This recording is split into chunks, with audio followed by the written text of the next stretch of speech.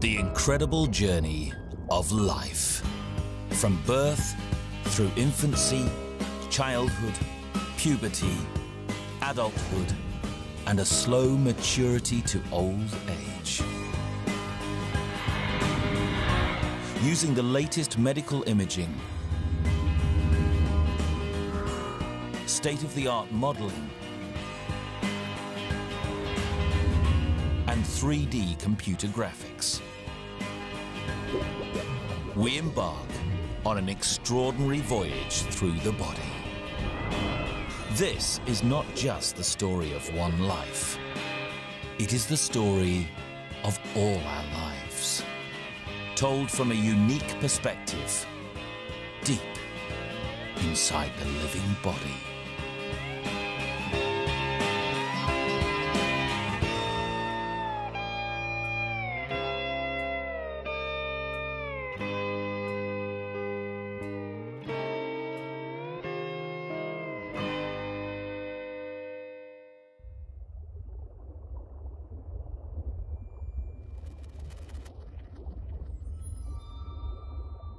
"40 weeks have passed since a sperm fertilized an egg, and a new life was created.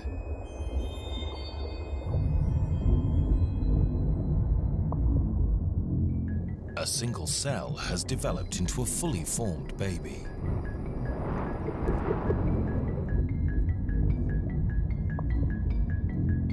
But the warmth and tranquility of the womb is about to be shattered.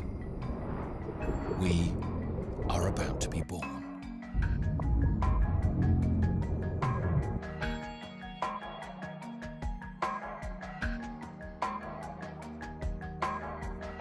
It's impossible to know exactly what it's like to be born, even though we've all been through it.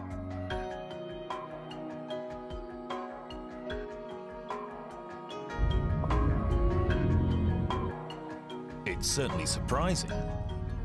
It's probably painful.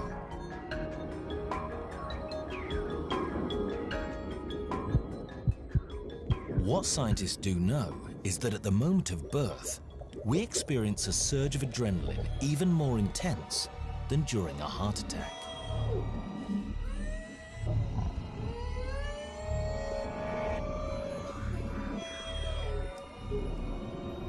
This surge of adrenaline helps us live.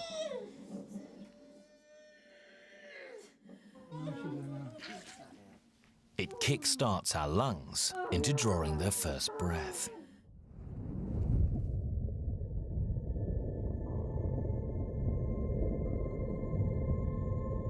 Our lungs have never breathed before.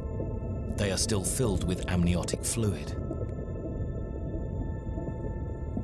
We're in danger of drowning. On top of the kidneys, the adrenal glands flood the bloodstream with adrenaline.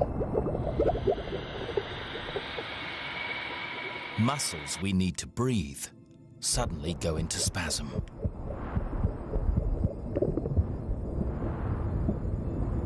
Our lungs splutter into life, and we take our first breath.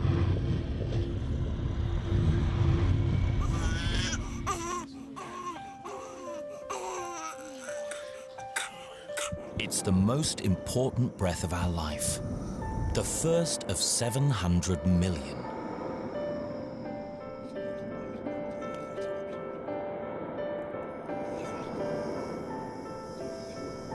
Air rushes down the trachea, through thousands of branching tubes, into nearly 30 million tiny air sacs, the alveoli.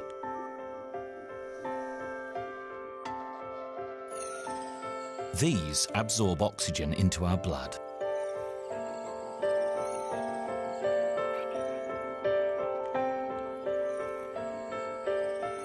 And draw out the carbon dioxide we exhale with every breath.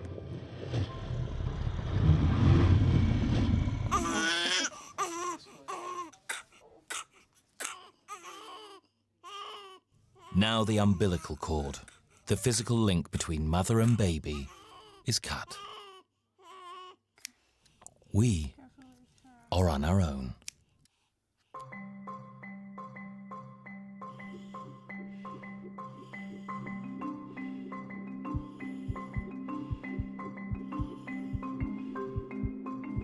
A baby's organs must adapt to life outside the womb. It's a challenging and risky time.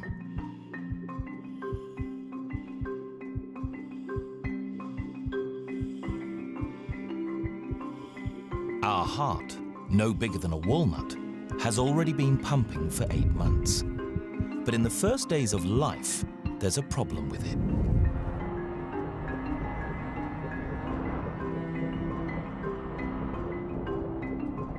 It has 2 holes, one in the aorta and one in the heart.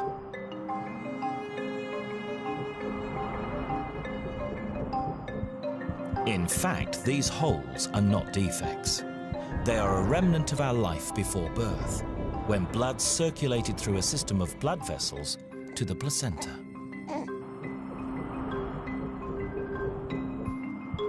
The holes used to divert most of the blood away from our inactive lungs. But now the lungs are fully functioning, they seal up forever.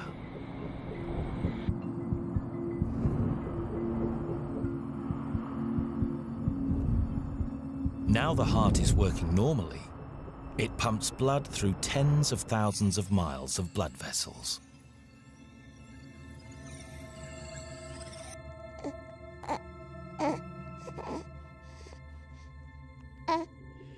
Our other organs are also coming online too. The liver performs over 500 varied jobs, from generating body heat to processing toxins.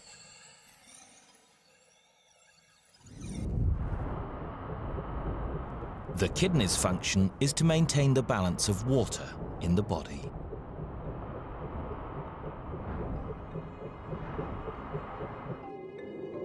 Our digestive tract must clear itself out, ready to take its first meal.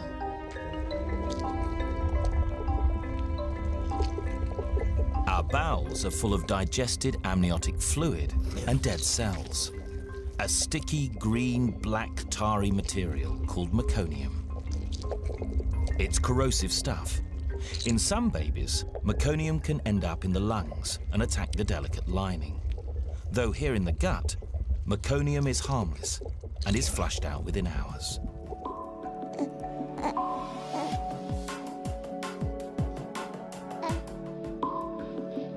The first gulps of breast milk accelerate this process. The trauma of birth might now be over. But the business of adapting to life outside the womb has only just begun.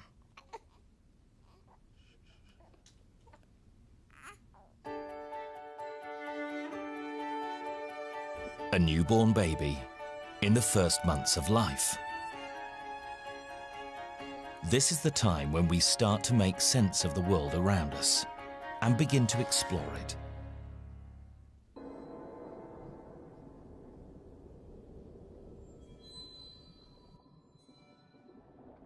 Infancy is a period of rapid growth, both outside and in.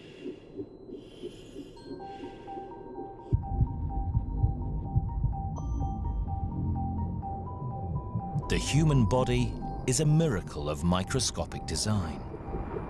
Tiny, perfectly formed organs, each made up of billions of perfectly functioning cells.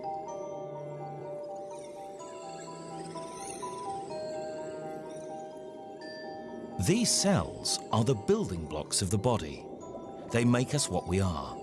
100,000 billion cells, all working in perfect harmony.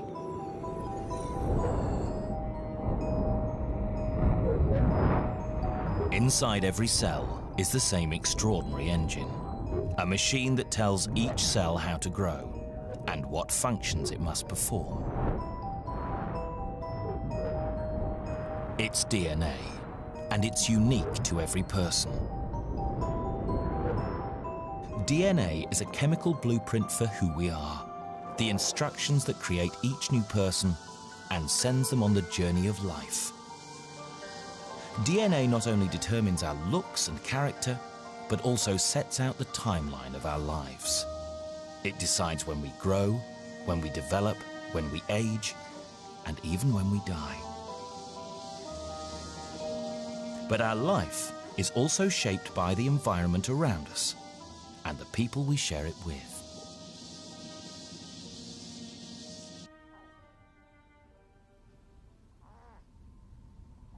Our life outside the womb is still a challenge. Even though our mothers keep us warm, we can't regulate our body temperature. It was 38 degrees in the womb. Here at home, 18-degree room temperature is a shock to the system. The problem is, the region of the brain we use for temperature control, the hypothalamus, is immature. Our infant brain is under pressure. It is already making 100 trillion simultaneous calculations every second. Our hypothalamus just can't cope with the additional task of keeping us warm as well. Right now, we're in danger of hypothermia.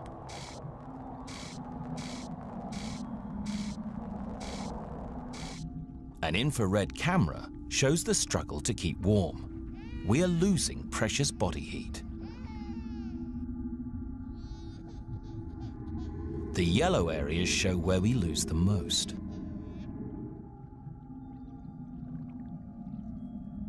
Luckily, we are born prepared. We have a special layer of tissue that keeps us warm. It's fat. Not just any old baby fat, but brown fat, normally found in hibernating animals. Much more than just an insulating layer, this fat is packed with special cells, which actively generate heat.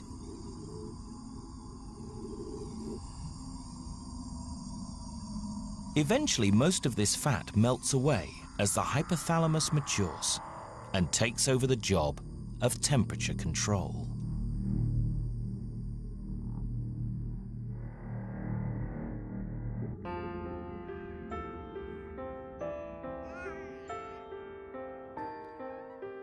Just days old, we know almost nothing about our world. Everything we do by instinct, even breastfeeding. Our mother's milk gives us all the nutrients we need, and we drink half a litre of it every day.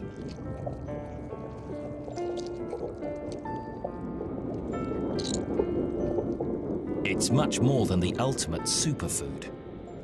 It also protects us from hidden danger.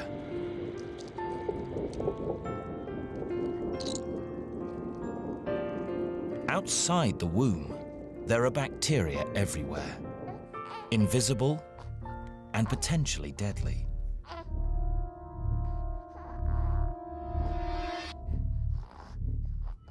Our day-old skin is under constant attack. There are 10 times more bacteria than human cells in and on our body.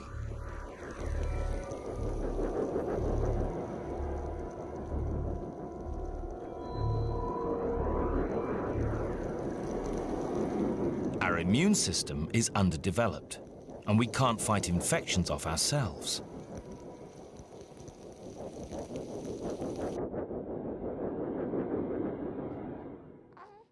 Amazingly, our mother fights them for us, through her milk.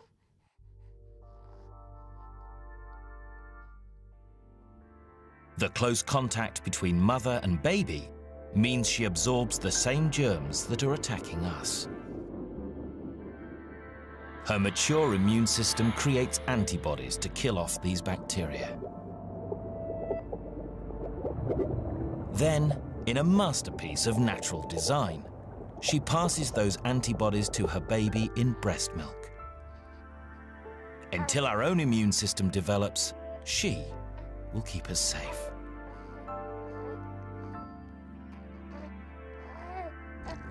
Breastfeeding builds a deep bond between mother and child, a bond that will guide us through infancy and into the outside world.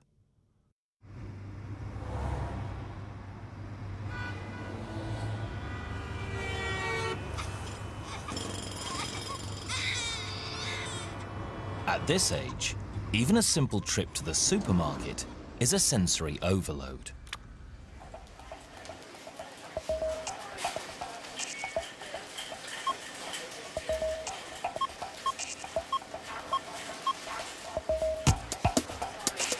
It's noisy, bright, and smelly.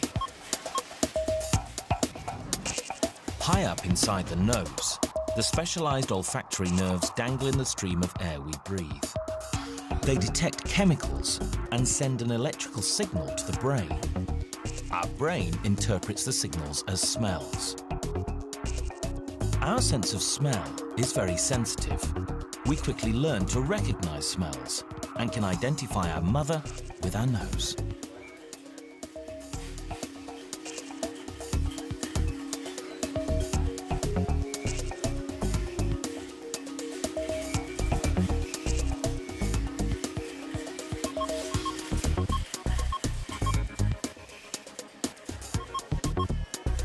The strange new world is also very noisy. We're bombarded with hundreds of strange new sounds. Sound waves make the eardrum vibrate. On the other side of the eardrum, these tiny bones, the ossicles, vibrate in sympathy. They're the smallest 3 bones in our body. They are so small they could fit on a fingertip. Nor do they get any bigger. They stay this size all our life. But without them, we would never hear a thing. The ossicles are the ear's amplifiers. They amplify the volume 22 times. The amplified vibrations enter the inner ear, the cochlea. It's lined with delicate hairs. When vibrations pass through, the hairs vibrate. At the top, low-frequency hairs. At the base, fragile hairs for high-frequency sounds. Each one 200 times thinner than a hair on our head.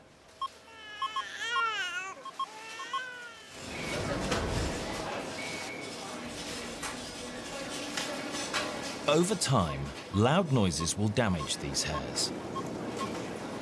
But at this age, they are perfect. Our hearing will never be this good again.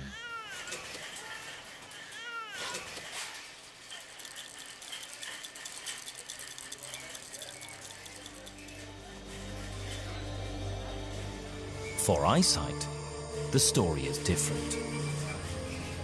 The world is blurred and without color. Our eyes are underdeveloped. We can't point our eyes where we want to, and our immature lenses cannot focus.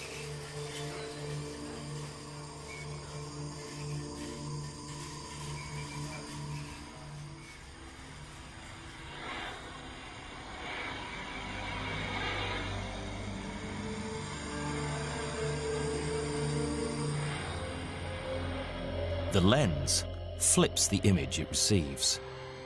Our brains correct the image later.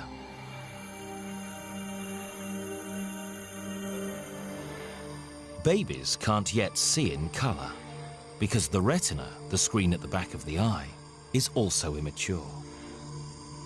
The retina has 2 types of special cells, rods and cones. They turn light into electrical signals. The ones that detect color, the cones, are still developing, so we see mostly in black and white. From the retina, the signals travel along 2 thick nerves to the back of the brain, where we process visual information.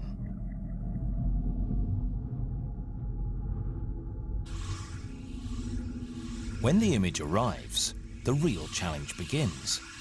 Our immature brain hasn't yet learned to interpret the data.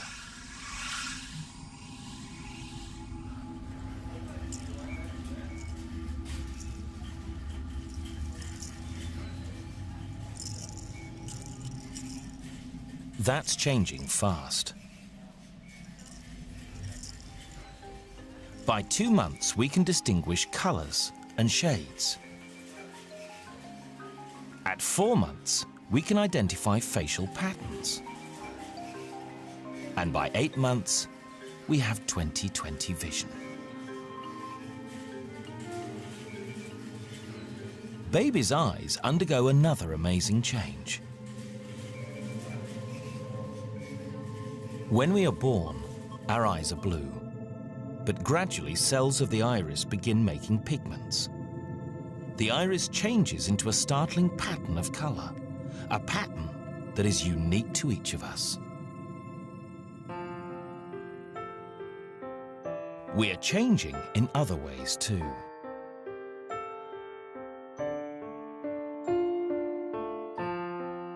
Over the first 3 months, we grow by 1/4 our original body weight every month. Fortunately, that growth rate slows. If it didn't, we would all weigh a frightening 134 tons by our 4th birthday. Around the same as a blue whale.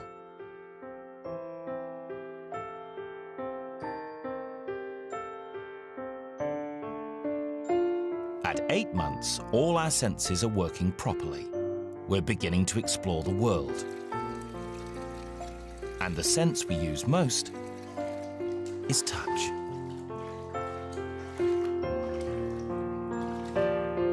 When we touch something, receptors in our fingertips send electrical impulses through sensory nerves in our skin, up our arms, along the spinal cord, and into the brain. The impulses travel fast, 320 kilometers per hour. Sometimes even this is too slow. The body reacts to painful sensations, like extreme heat, by taking a shortcut. The spinal cord intercepts pain messages and immediately sends back a reflex response, and we move our hand away.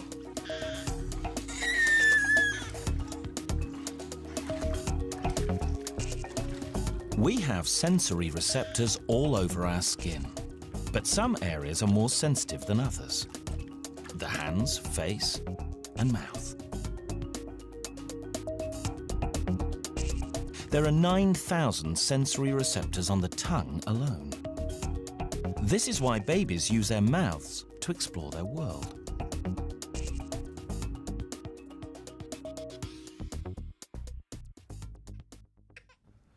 There's another reason for all that gnawing. Our baby teeth are coming through.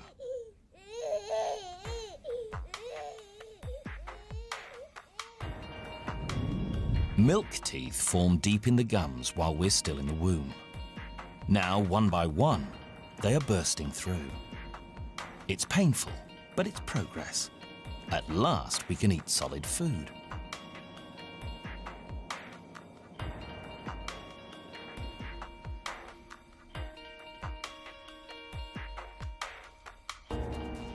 Digestion starts in the mouth. The teeth grind up the food.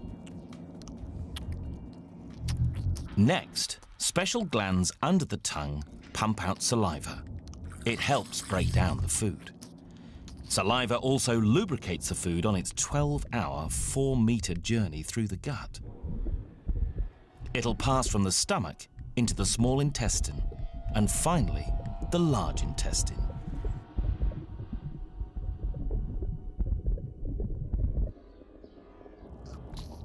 Waves of contracting muscle keep our food moving throughout the journey in a process called peristalsis.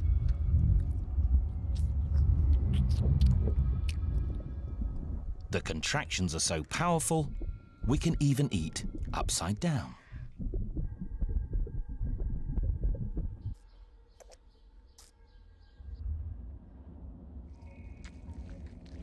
This is a unique view of where the food is heading.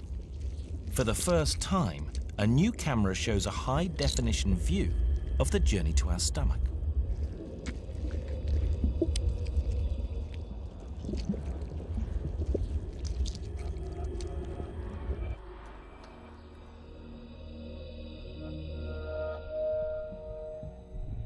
Food enters the stomach through a hole at the top.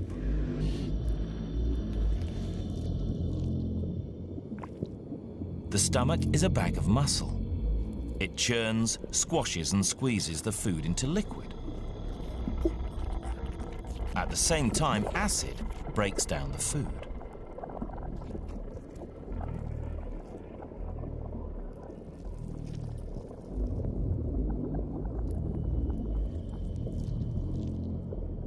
The acid is so corrosive, the stomach continually coats its interior walls with mucus for protection. Without it, stomach ulcers would form.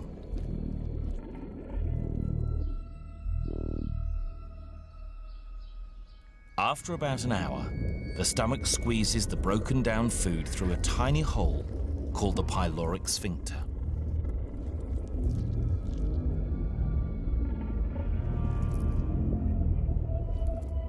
The food enters the small intestine, a 3.5-meter coil of tube. This is where we absorb most of the nutrients.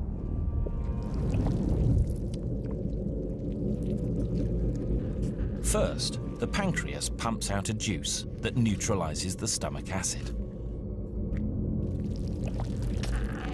Then bile from the liver breaks down the fats into tiny droplets.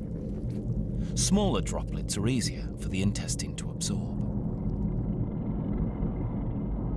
The interior wall of the small intestine is lined with millions of microscopic projections called villi. These increase the surface area of the gut, making it easier to absorb nutrients. After an hour and a half, the small intestine has absorbed most of the nutrients from the food.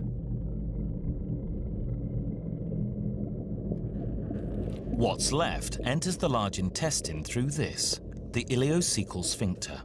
It's a valve that prevents our food going back.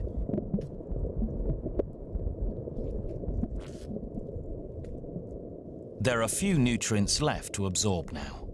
The large intestine's main job is to extract water. What remains is a mixture of waste food, dead cells, and lots of bacteria.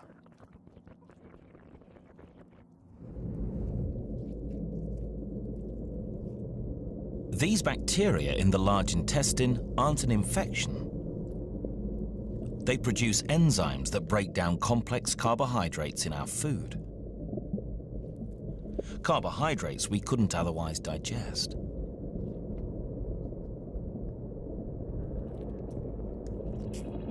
Finally, after about 12 hours, we expel what remains of the meal.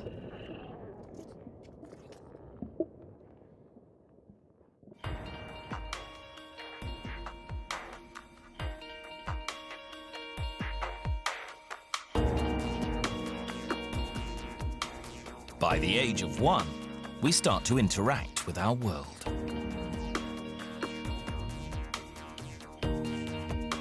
We are more independent from our mother. And now we can crawl, we begin to explore the world on our own. We can crawl because our bones have got stronger. They need to be. We're getting pretty heavy.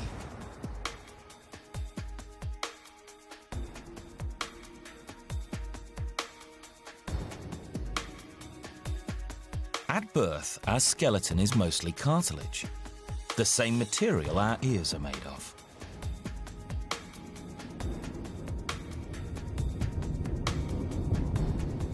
Cartilage is flexible. It's what enables us to squeeze through the birth canal.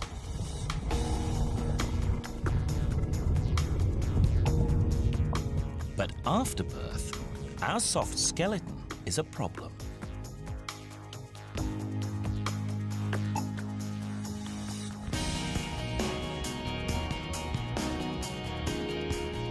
Cartilage is too weak to support the growing body and protect vital organs.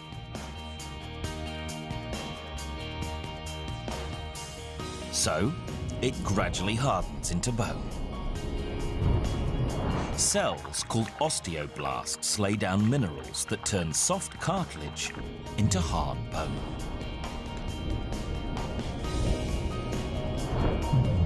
Some bones also fuse together. When we are born, we have gaps between the plates of our skull. These allow the skull to deform during birth. Through our first year, these gaps, called fontanelles, gradually close until our skull is finally complete.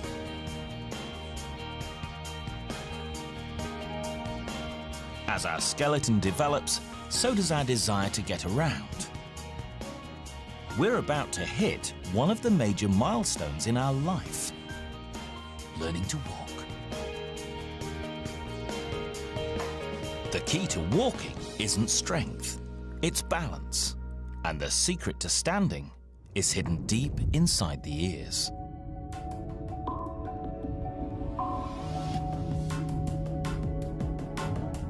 Beyond the ossicles, the bones used for hearing, there are 3 looping structures. Each loop is about the size of a small coin and orientated in 3 planes. These semicircular canals are part of the ear, but have nothing to do with hearing. They're filled with liquid, and they work like a spirit level. They tell us what's up and what's down.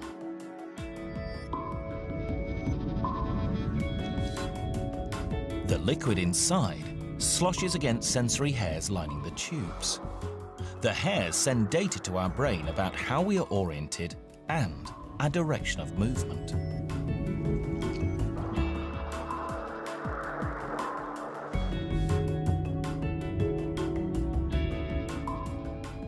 They help us balance and stand on 2 feet. And once we've mastered balance, we're one step closer to learning to walk.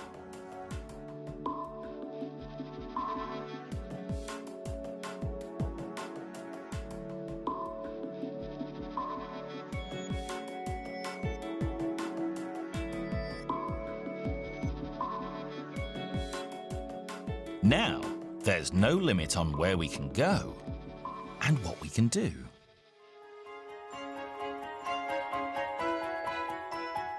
From a baby to a toddler, we're about to begin our formative years. A time when we will put our growing brain and developing immune system to the test. From infancy to childhood, we're still growing fast and learning to stand on our own 2 feet. Next is a uniquely human challenge: learning to talk.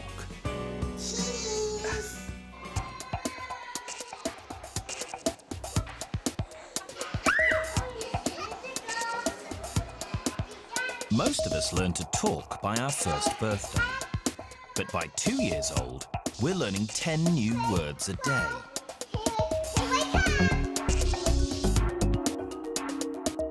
This is the Broca's area, the region at the side of the brain involved in processing language.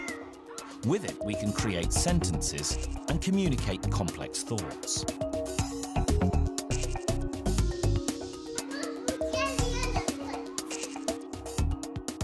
Language is what separates us from other animals. By talking, we can exchange thoughts and ideas. We can teach our children not just by showing, but by telling.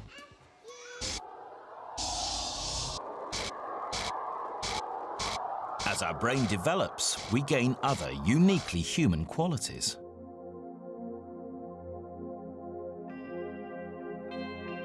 We're aware of our own identity and individuality. We learn to think for ourselves. We become conscious of ourselves as an individual. And we're forming memories that will last a lifetime.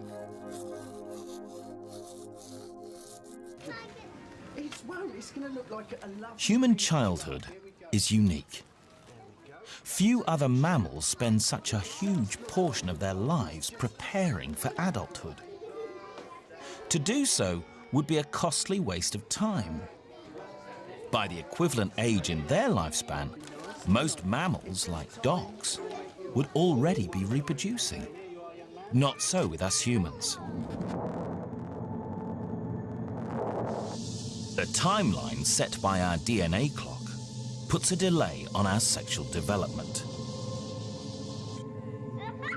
to give us enough time for one thing: learning. It takes well over a decade to learn the complex skills we need to become adults and eventually parents ourselves. Throughout childhood, we are primed to learn. Our brain is a mass of 100 billion nerve cells called neurons.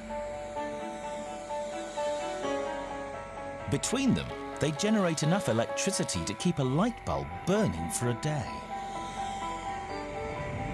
The neurons communicate using electric impulses.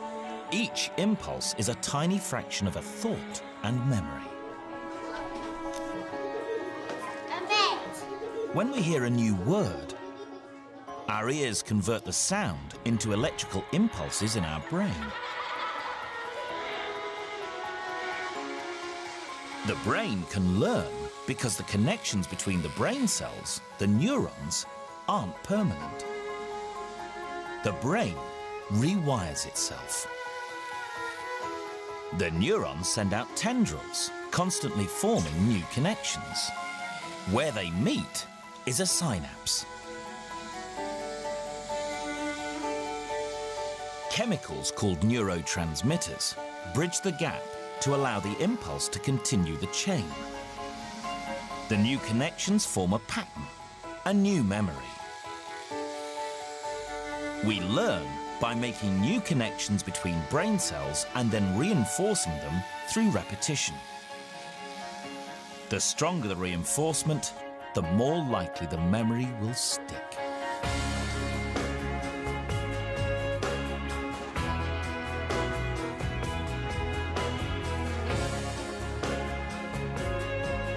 What does the word veteran mean? And when later someone asks us to recall that memory, the same pattern of brain cells fires.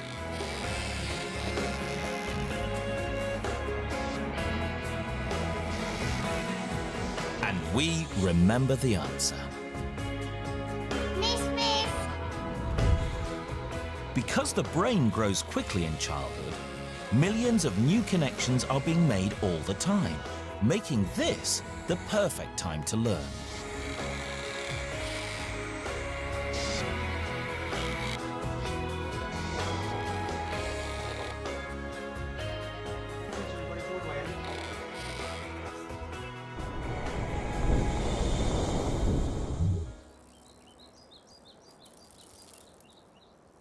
Learning takes many forms, not only in the classroom, but also in the world at large.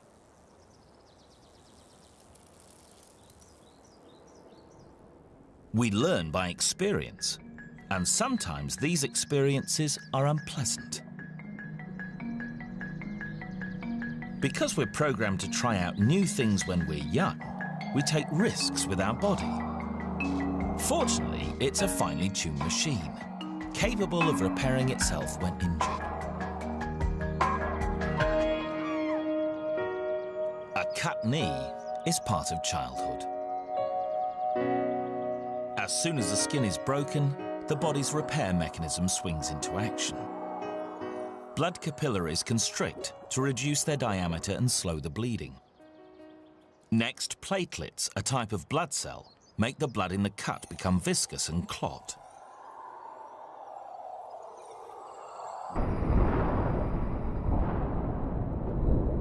Eventually, the clot forms a plug that stops blood leaking out.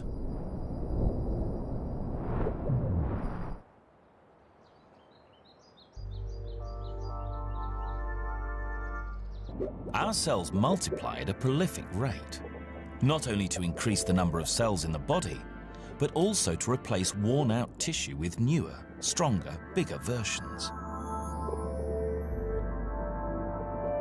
It's the same process of cell growth that heals wounds.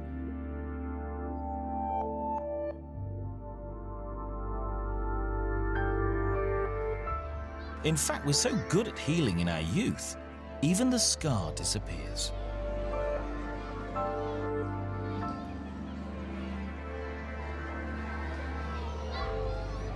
Childhood is also the time when our horizons expand. We interact with more and more people. But this increased sociability exposes us to an increased risk of infection. Fortunately, our body has an arsenal of defenses against germs.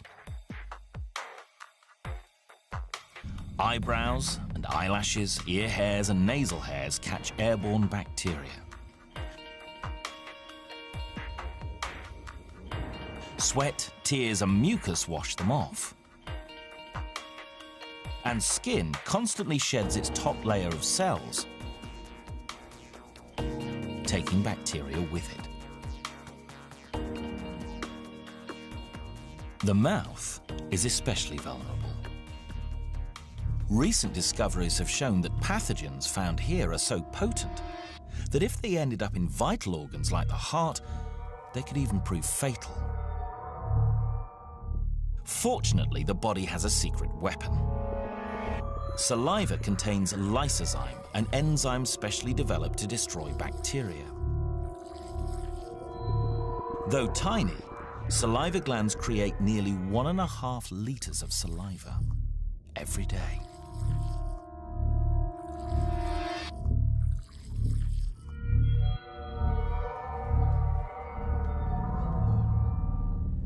When a pathogen like chickenpox does break through these external defenses, our immune system must react to prevent serious infection. Thousands of tiny viruses travel through the blood.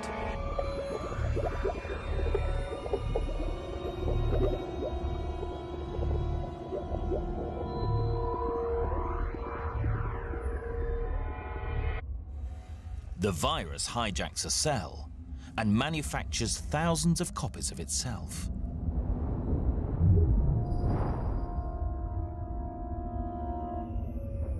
Then the infected cell ruptures, spreading yet more viruses around the body.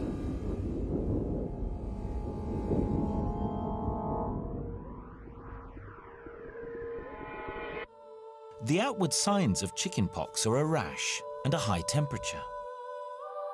The fever that comes with infection is a sign that our body is fighting back. The heat slows down the spread of the disease. Viruses don't reproduce so well when it's hot.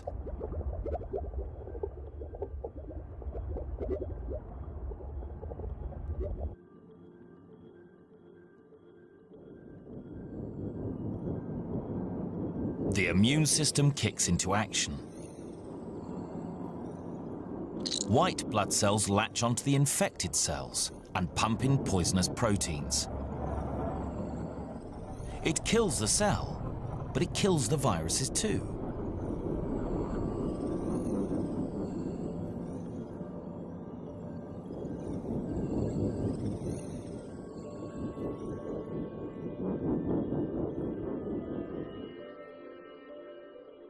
The crusty skin pustules are the remnants of the battle between the immune system and the chickenpox. Each one contains cell debris and thousands of dead viruses. It may be unpleasant, but getting diseases like this when we're young is vital for our developing immune system.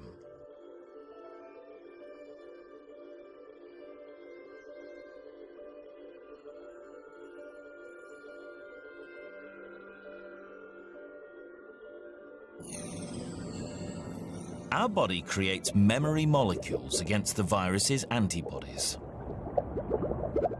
We used to rely on antibodies from our mother's milk. Now, we make our own.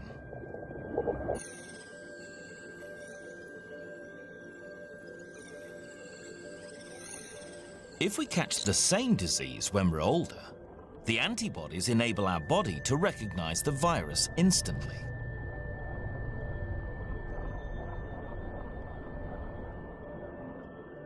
White blood cells wipe it out before it ever takes hold. This makes childhood the ideal time for vaccination. Vaccines are harmless doses of certain types of virus, like rubella, mumps, or polio. They prompt the body to create antibodies, just as it would if infected. By the age of 11, childhood is nearly over, and we're about to change like never before. We're on the brink of adulthood. But first, the hormone surge of puberty.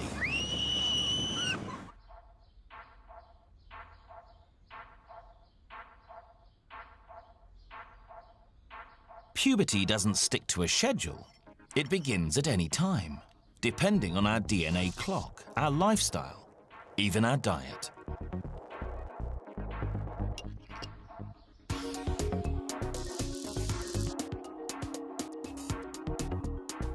Whether female or male, for all of us, it begins in the brain. At the base, the hypothalamus, the same region that controls our body temperature.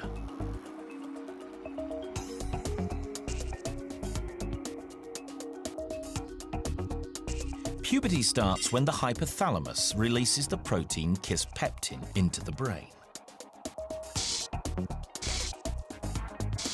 The kisspeptin triggers the release of other hormones throughout the body.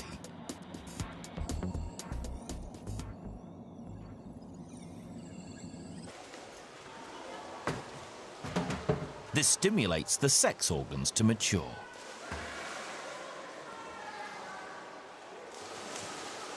In girls, that means ovulation. For the first time on television, a high-definition view of the ovaries, these off-white organs.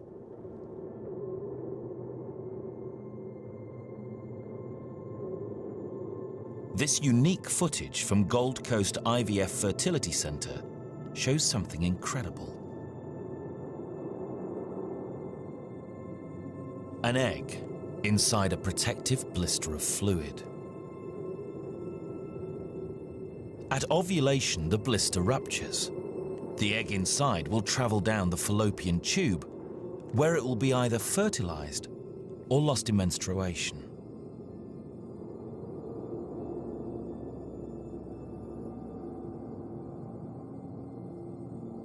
From the onset of puberty, ovulation occurs once a month, but the ovaries begin another equally important role. They start releasing hormones into the bloodstream, including estrogen.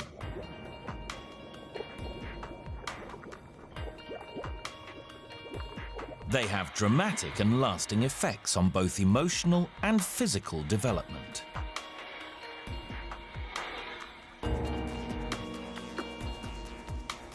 Both boys and girls experience a growth spurt.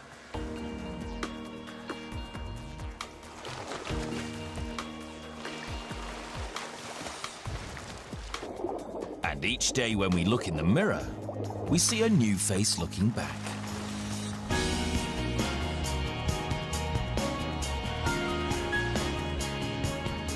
And the entire body changes beyond recognition. Girls become women, boys become men.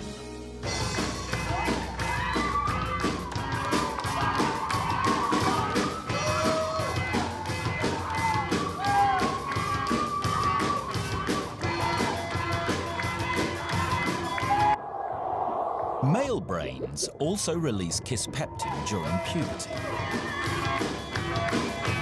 Walking down the road, walking home with you. The flood of new hormones stimulates the testicles to start producing sperm.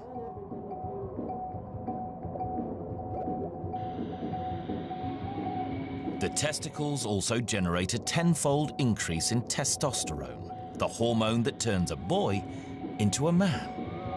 Walking down the road, walking home with you. The larynx opens up and tilts forward.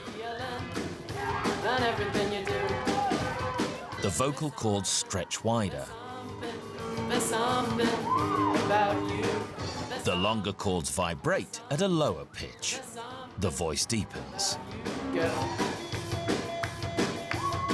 Testosterone also stimulates the growth of body hair and doubles muscle mass. There's something about you. There's something. These are changes we can see and hear, but we're changing inside too. In the brain, nerve cells undergo extensive rewiring. The result is a transformation of our mood and character. Both sexes suffer a torrent of new emotions, and one new emotion beats them all. For the first time, both sexes find the other sex attractive. From the inside out, our bodies are overwhelmed by new sensations. Our pulse races, our blood pressures rise.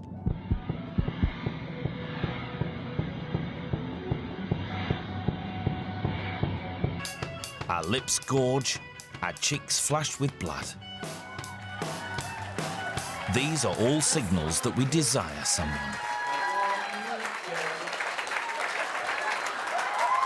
And sometimes, that desire turns out to be mutual. In adolescence, another major life milestone, our first kiss.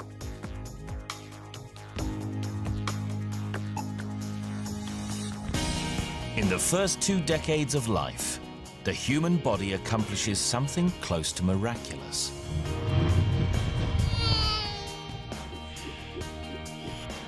We're nearly 4 times our original height. We're 21 times heavier. We've digested nearly 9 tons of food. Our heart has beaten over 1 billion times, and our lungs have drawn 200 million breaths. Finally, we're ready, in mind and body, to become an adult.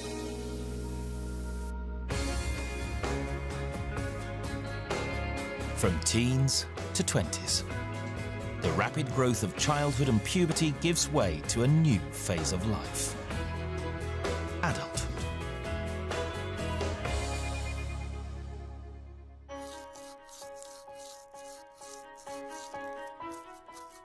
The 20s are our peak years both outside and in.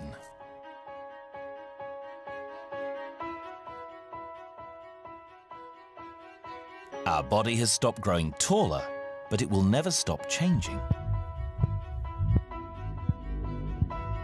Trillions of cells make up our organs and tissues. Over time, these wear out or get damaged. New cells grow and divide to replace the old ones. Over time, whole organs are renewed.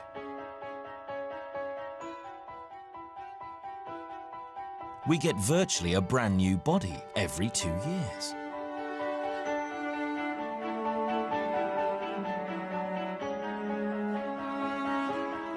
Some tissues regenerate even faster. That's why we need to come here for our hair and nails. Hairs are made from modified dead skin cells. Each hair grows from a hair follicle embedded in the skin. The modified cells grow here, then die as new cells push them upwards. We grow an incredible 11 kilometers of hair over our whole body every year.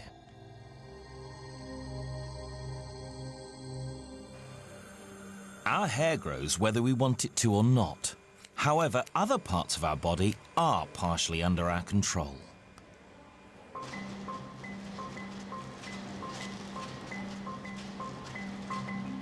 Choices we make now, like taking exercise, affect us for the rest of our life.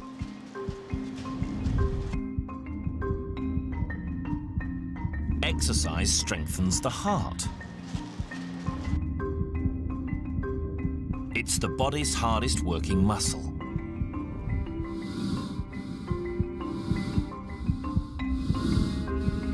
Exercise also makes our heart muscle more efficient. Each contraction pumps more blood, so the heart can beat slower.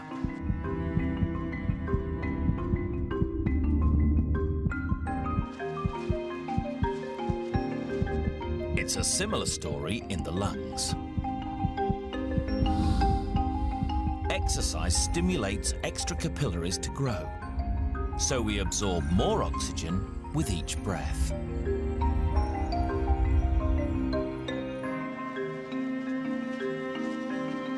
We also inhale bigger breaths, so every tiny air sac in the lungs gets filled. The surface area of all these sacs is huge. If you laid them all flat, they would cover a tennis court.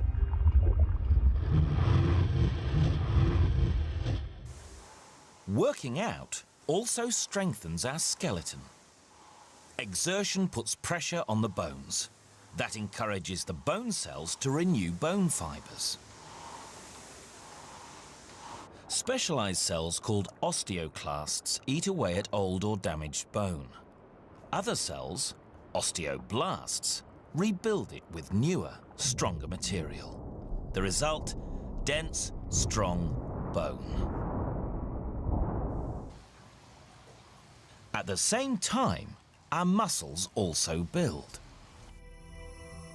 This is a new imaging technique that combines the highest resolution CT scans with cutting-edge computer power.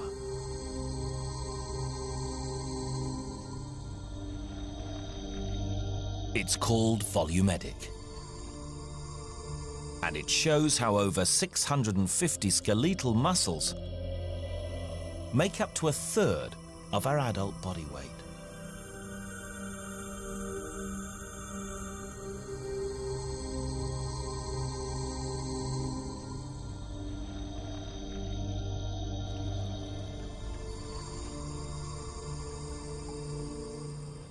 Muscles are made up from bundles of fibers.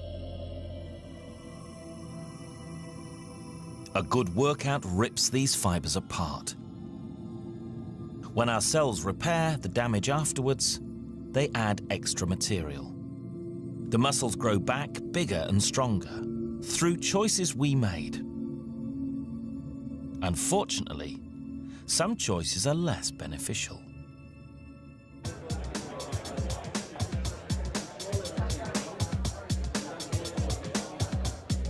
Some choices expose us to damage that even our youthful cells can't repair.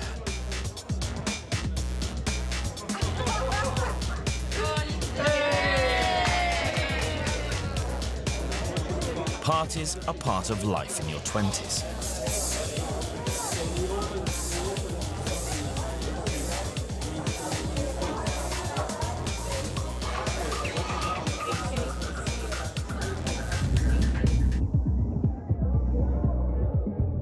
We all know smoke can damage the lungs, but smoke is not the only hazard here.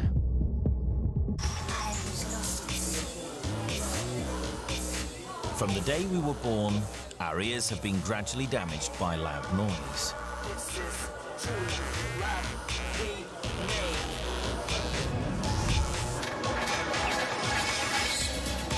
The problem is deep inside the ear, past the ossicle bones inside the cochlea.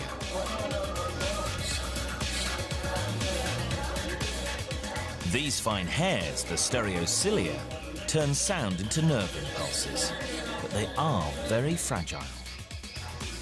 Loud noise destroys these irreplaceable cells. The hairs that respond to high frequencies are most affected, possibly because loud, high-pitched sounds shake their foundations more violently.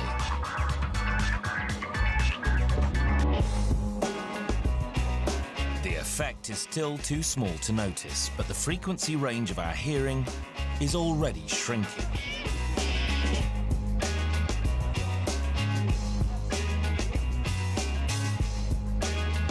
Another source of damage is alcohol.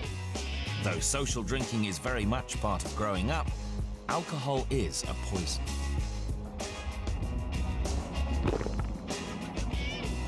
As we absorb it into our bloodstream, it affects both our organs and our state of mind. A few drinks raise the heart rate and blood pressure. It makes us feel relaxed. We lose our inhibitions and our fine coordination.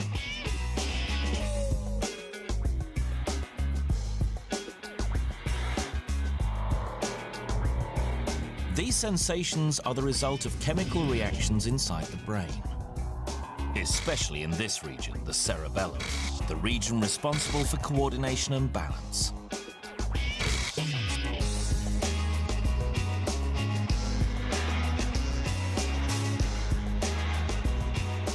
Alcohol causes a chemical imbalance in the neurons.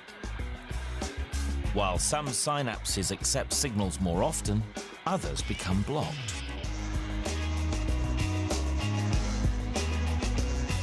And the more we drink, the more the synapses are affected.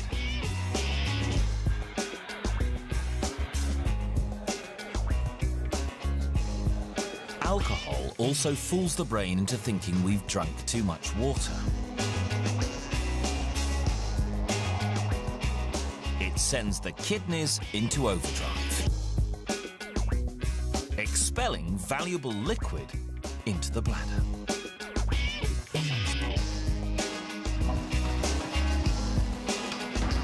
We might not feel dehydrated now, but next morning, it's a different story.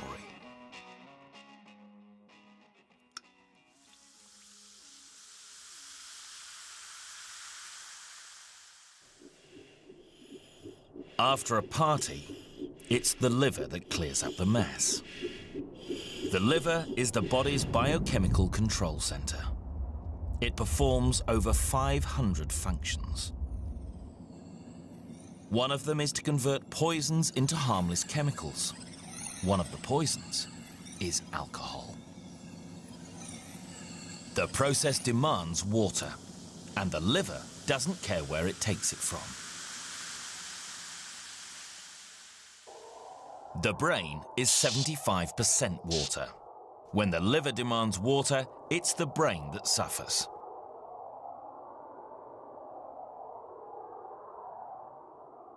Water and essential minerals are sucked out, and the brain shrinks away from the skull. We experience a very particular kind of headache, a hangover. The best cure? Drink some water.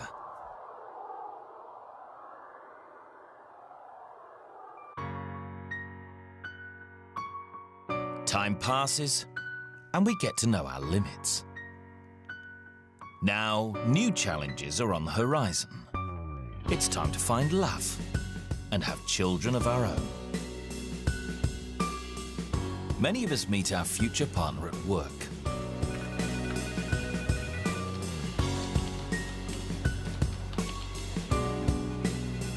We may think the attraction is social or physical, but a lot of it is biological too. We use our eyes to size up our date. But looks aren't everything. Attraction is also about smell. Inside our nose, the olfactory nerves do more than detect smells. They also detect chemicals we can't smell. Pheromones, odorless hormonal messengers we release in our sweat. Pheromones are much more than the body's natural perfume.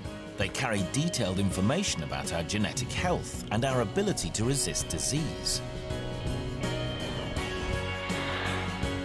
Our brains detect these signals and help us choose a partner with the best possible genes.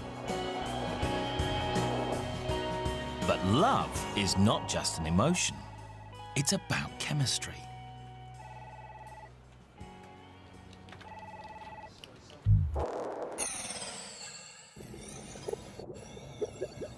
When we see our partner, we release adrenaline into the blood.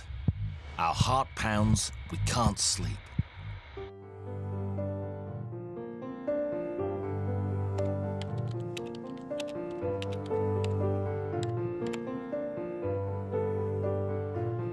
And then as we get closer and more involved with our lover, another hormone comes into play. Our brain floods with dopamine, the feel-good hormone.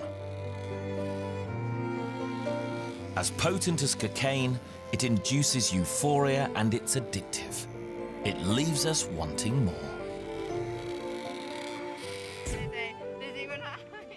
Eventually, after a time together, we start thinking about the final stage of love. Commitment, marriage, and even kids. Love, both chemical and emotional, wins the day. It's a relationship we hope will last a lifetime, and the process of long-term bonding is chemical too. Sex isn't just about procreation or recreation. It also strengthens the bond between lovers.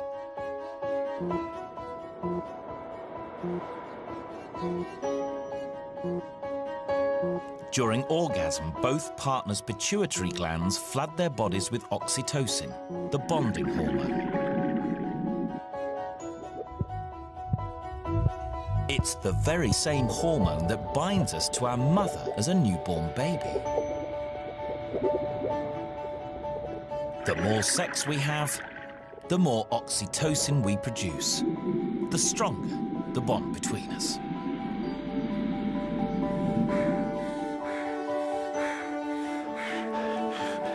Some anthropologists believe oxytocin could be evolution's way of creating a bond that's strong enough to keep parents together through the trials of parenthood.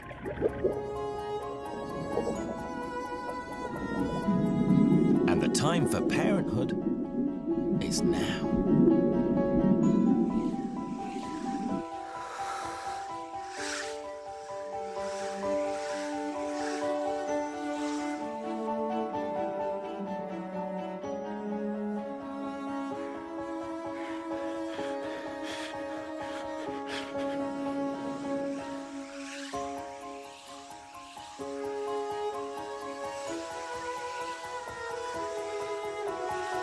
An egg, the largest cell in the human body, ripens and bursts from the ovary.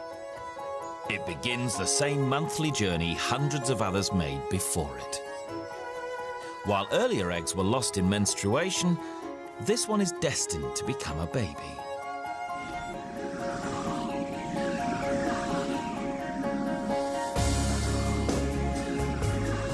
"300 million sperm, the smallest cells in the body, enter the vagina during ejaculation.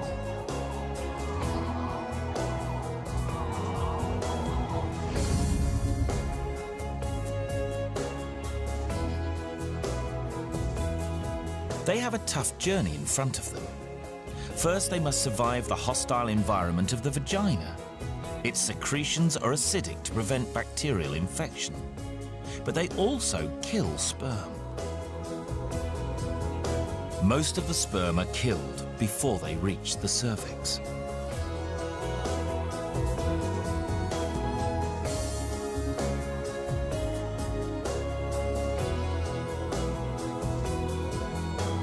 The surviving sperm swim on into the uterus and fallopian tube. Muscular contractions in the walls of the fallopian tube help the sperm towards the egg.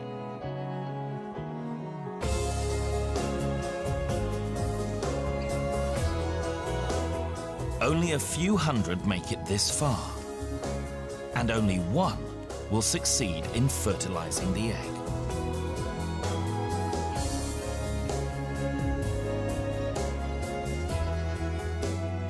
This truly is survival of the fittest. Only the most viable sperm with the best DNA will survive to pass on its genes.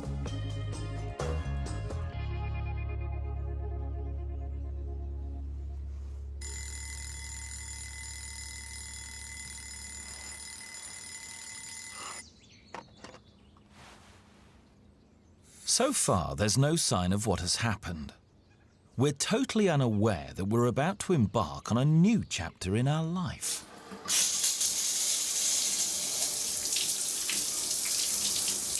Over the next 40 weeks, a single cell will develop into a baby. Often, the first symptom is morning sickness.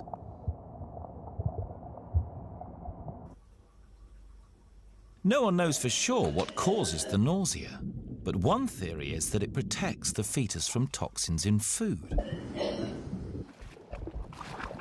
These could harm its tiny organs during this critical phase of development.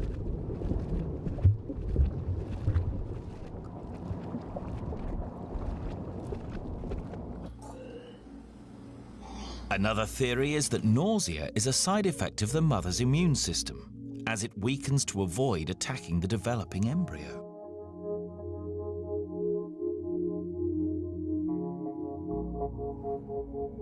The fetus is effectively a parasite. It saps the mother's energy as it draws what it needs from her body. It has its own life support system, the placenta. Here, the mother's blood passes nutrients across a membrane into the fetal blood.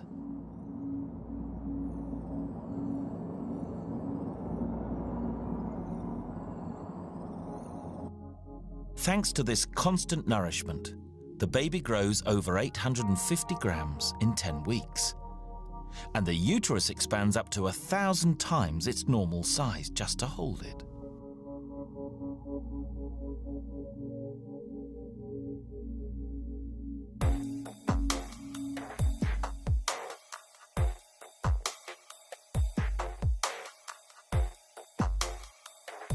That extra space has to come from somewhere.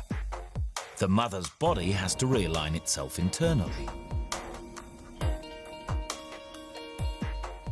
This woman isn't pregnant.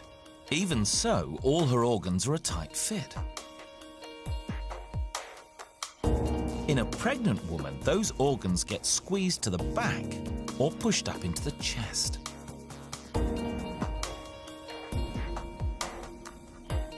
Not only are the organs squashed, but now they are working for two. The lungs and heart have to work harder than ever before. To make space, muscles and tendons in the spine relax. It curves out of normal shape.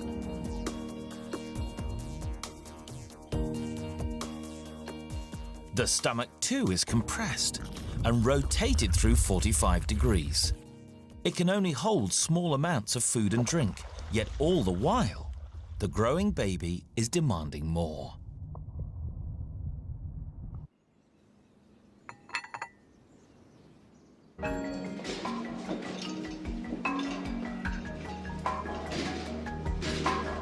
Finally, after 9 months, it's time to give birth. Pushing out a 3-kilogram baby is quite challenging.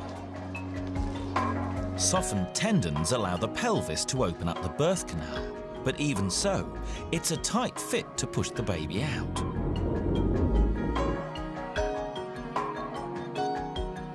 Volumedic shows the claustrophobic route it must take, with a tight twist to get round the tailbone.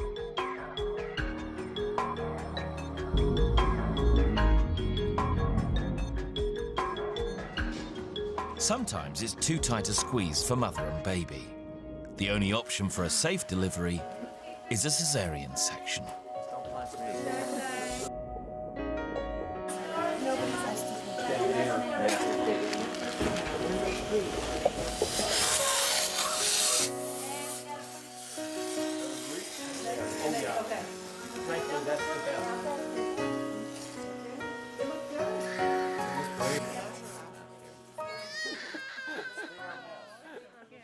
From a newborn baby to becoming a parent ourselves.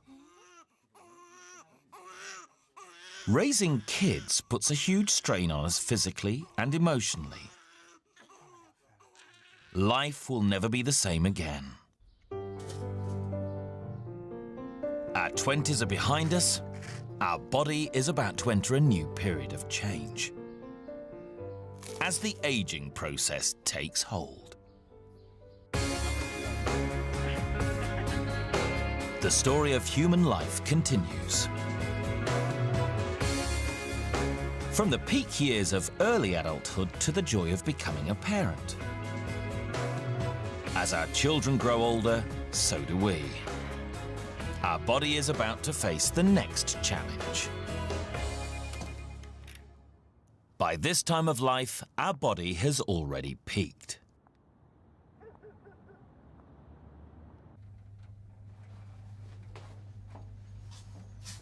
Doors closing.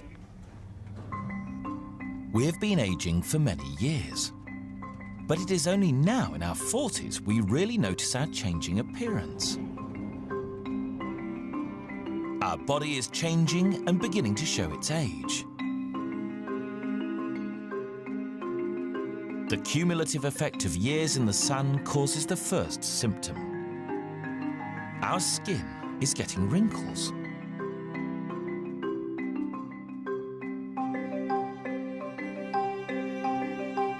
Since birth, we have been replacing our skin at an astonishing rate. We can make up to 40,000 new skin cells every minute. These replace the dead cells we're constantly shedding. By 45, we've created more than 180 kilograms of dust from old skin cells.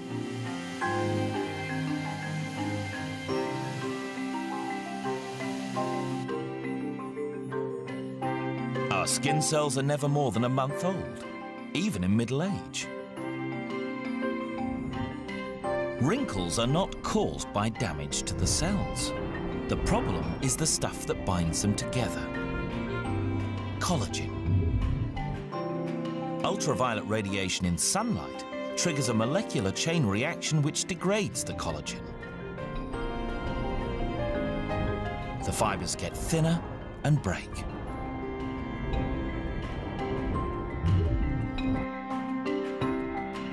Our middle-aged skin loses its elasticity, becomes saggy and wrinkly.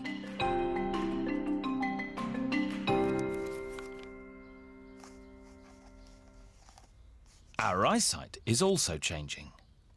A few years ago, we could easily read without glasses.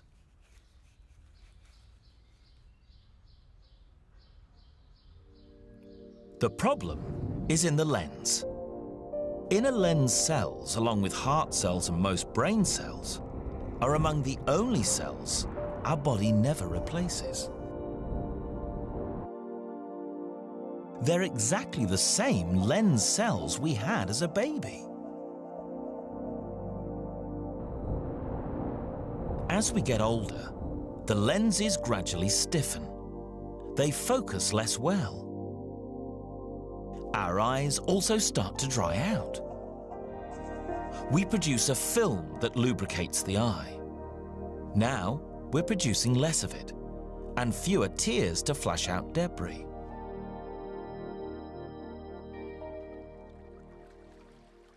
Our body shape changes also. Exercise alone is no longer enough to keep us in shape.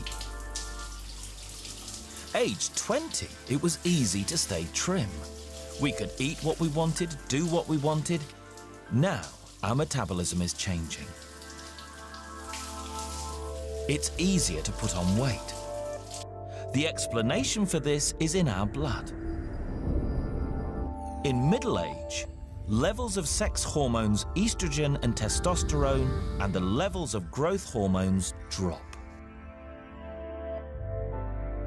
As a result, our body begins shedding muscle, around 3 kilograms during each decade of adult life.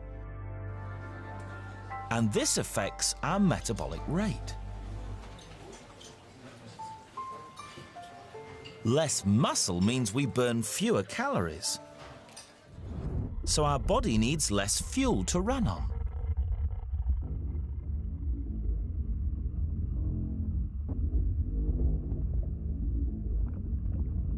If we continue to eat like we used to, the surplus food gets converted into this.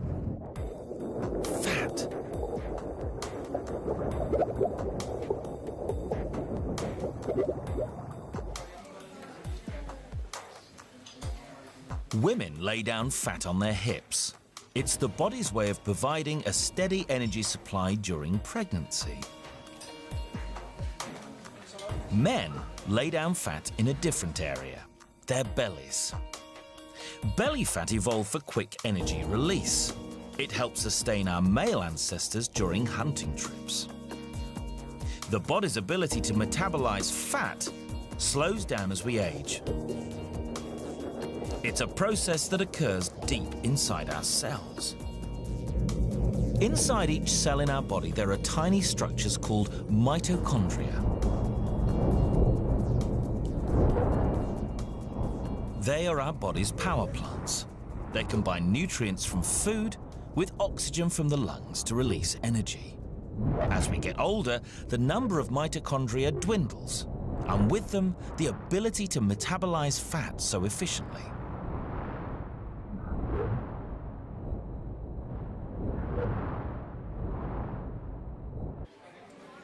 Sometimes, too many calories and a drop in metabolism can be a lethal combination.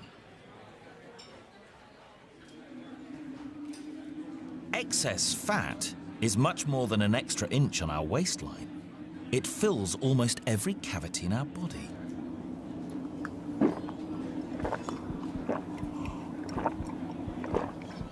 For the first time on television, a special high-definition endoscope inserted through the navel reveals the full extent of fat cover inside our abdomen. The intestines are smothered in yellow fat deposits. Fat finds its way into the body's internal cavity, even inside our blood vessels. Deposits build up on the inner walls, narrowing their diameter. The heart must work harder to pump the blood through the restricted vessels. In extreme cases, vessels can become totally blocked.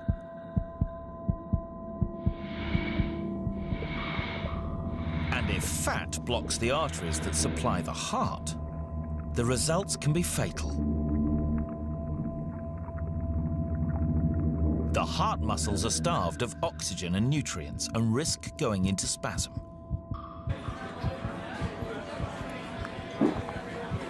A heart attack.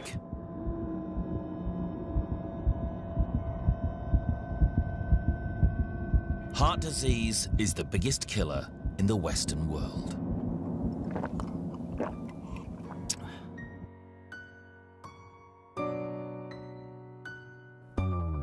As we enter our 50s, our body's metabolism may be slowing down, but our lifestyle isn't. We have a growing family and a demanding career, and these can create another killer: stress.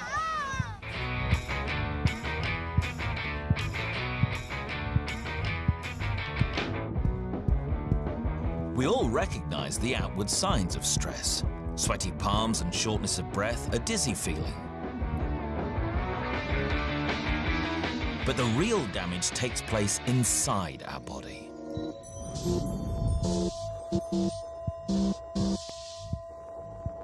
When we're stressed, the body instinctively shifts into the fight or flight mode. Hormones, adrenaline and cortisol flood from the adrenal gland into the bloodstream. This makes muscles contract, arteries constrict, and heart pump faster, increasing blood pressure.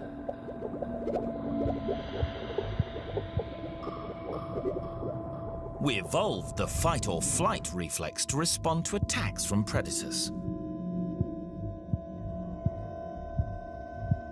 But we can't escape our predator, the relentless pressure of being a working parent, and our body has no release.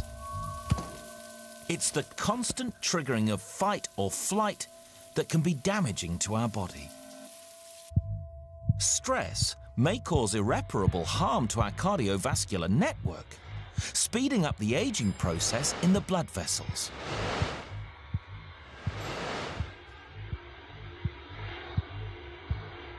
The high blood pressure damages cells in the artery walls. They become stiff and thick.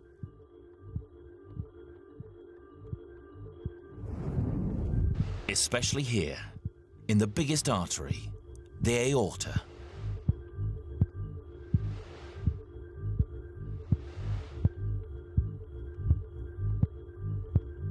Arteries with stiff walls restrict blood flow around the body. Our blood pressure rises, so our heart must work harder. It's a vicious circle. The more stress we experience, the more we damage our blood vessels.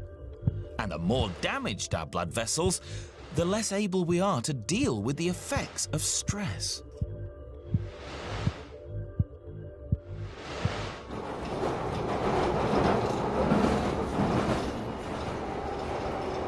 If stress gets out of control, the heart can become enlarged as it struggles to force blood through our narrowing, less elastic blood vessels.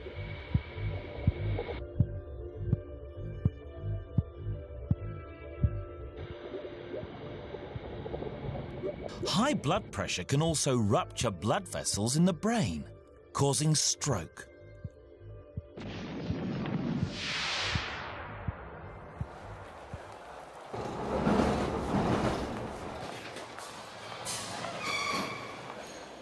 Most of us learn to manage stress, but for women in their 50s, another factor compounds the problem.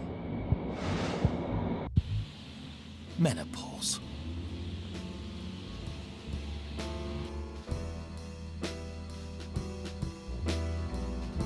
During menopause, the ovaries run out of eggs.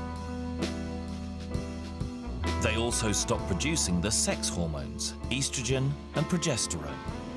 It signals the end of a woman's reproductive life.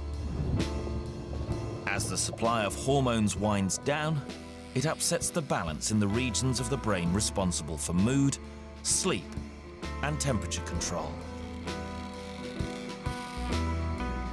When the hypothalamus is thrown off course, hot flushes occur, moments when the body can't set its thermostat correctly.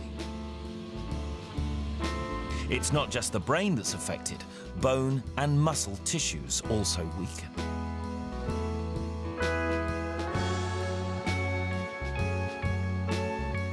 A woman's body spends its whole life getting accustomed to these hormones. Now they're gone, and the aging process accelerates.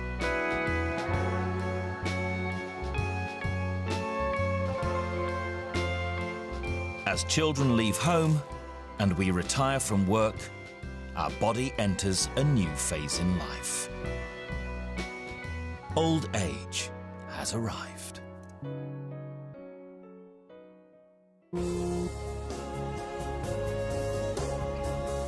In 70 years, we have grown from a tiny baby to an adult. From child to parent to grandparent. The aging process began several decades ago. Now we are in the grip of old age. It's the final chapter in the journey of life. When we retire from work, our lifestyle begins to slow. Our body is slowing down too. The outward signs of aging are only part of the story. Our senses are affected.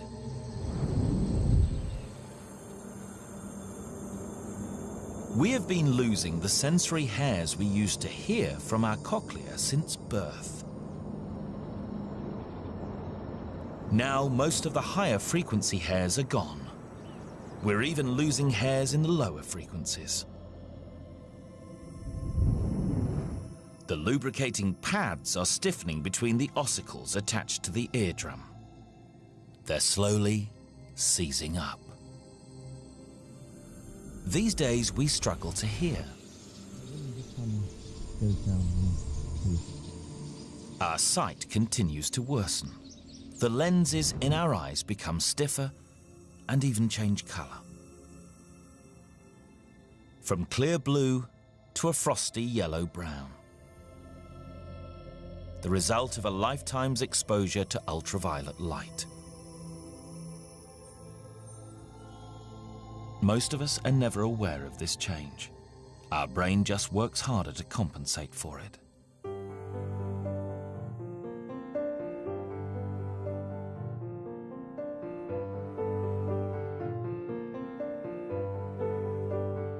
Aging also has a dramatic effect on our skeleton.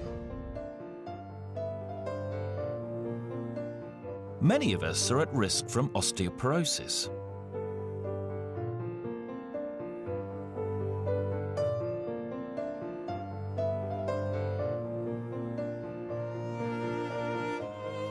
Bone cells are still hard at work, destroying old bone and replacing it with new bone. But old age upsets the balance between them. Osteoclasts are destroying bone faster than osteoblasts can rebuild it.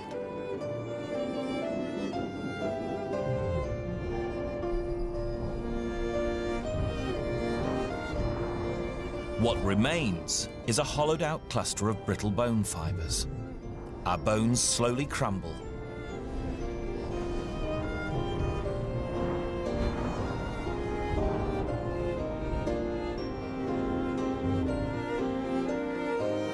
And broken bones become a very real danger.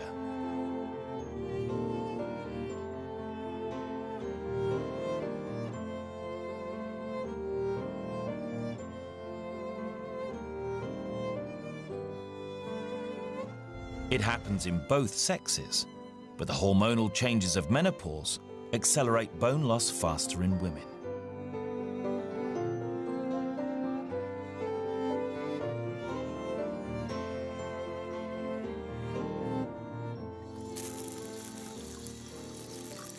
Aging is one of the great mysteries of life. Why does our appearance change so very much between the ages of 40 and 70? It's more than wear and tear. It's a process affecting every cell in our body.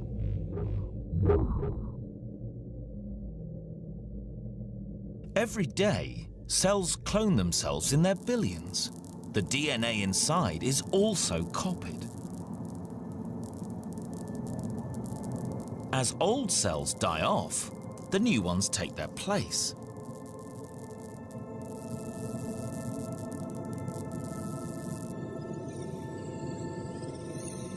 The trouble is, this cloning system isn't perfect.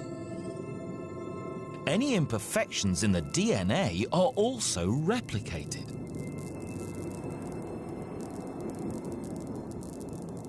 In a lifetime, we make so many copies of our cells that even the tiniest errors accumulate with time. It's just like using a photocopier. Copies made from copies degrade in quality.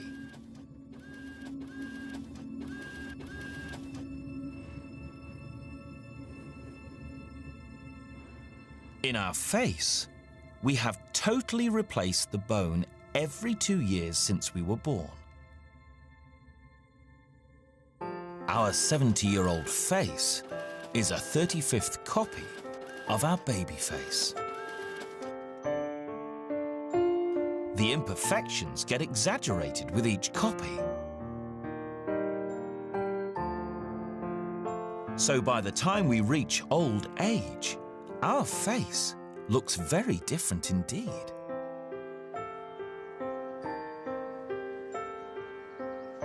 Another cause of aging is in the very air that we breathe.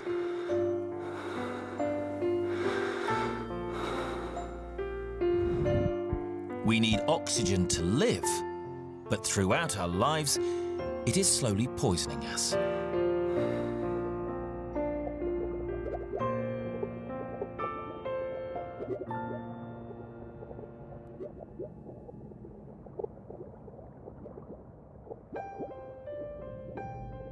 Inside each of our cells, Our mitochondria are like tiny power plants, combining nutrients with oxygen. They create the energy we need. But just like a power plant, they also produce pollution. In this case, the pollutant is a form of oxygen itself. The oxygen molecules change into unstable forms called free radicals.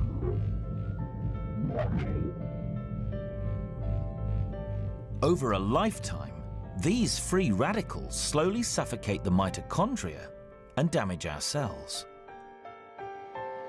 Our cells and DNA become more and more damaged and can't replicate themselves. Our body can't repair its organs properly. Eventually, they fail.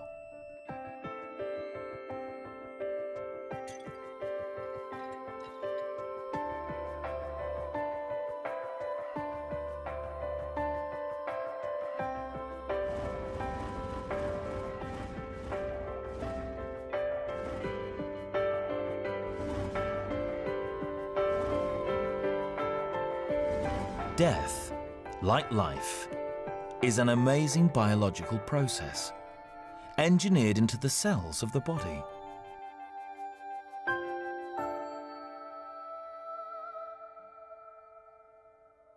Just as our DNA dictates the timeline of our development, it also puts a cap on how long we can live. Each time a cell copies itself, it leaves behind a tiny piece of DNA. After billions of divisions, so much DNA is lost, the cells eventually lose the ability to divide altogether. Death is not instantaneous. It is a gradual winding down of tissues and organs. It's thought that the heart's final pump flushes the bloodstream with endorphins, the body's natural painkillers.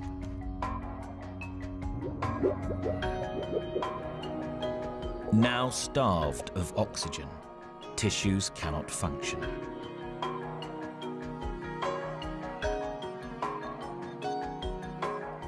Within 10 seconds, our brain's electrical activity drops. Within 4 minutes, it is damaged irreversibly. Our hearing is the last sense to go. Even after death, some cells stay alive. It can take 24 hours for skin cells to stop dividing, and an amazing 37 hours before our last brain cell fires its final impulse.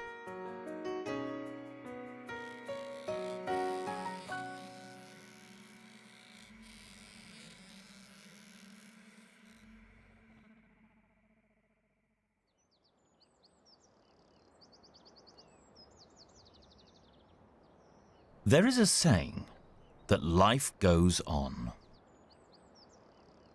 For some of us, it could even go on for some time.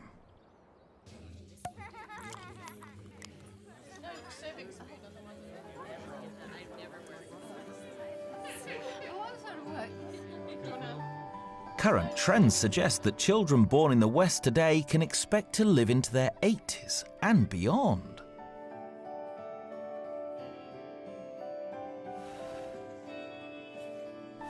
And even after we've gone, we live on through our loved ones. Our children and our children's children carry our genes in every one of their cells. They also carry memories of us too, the moments they have shared from our extraordinary story. All journeys must one day end.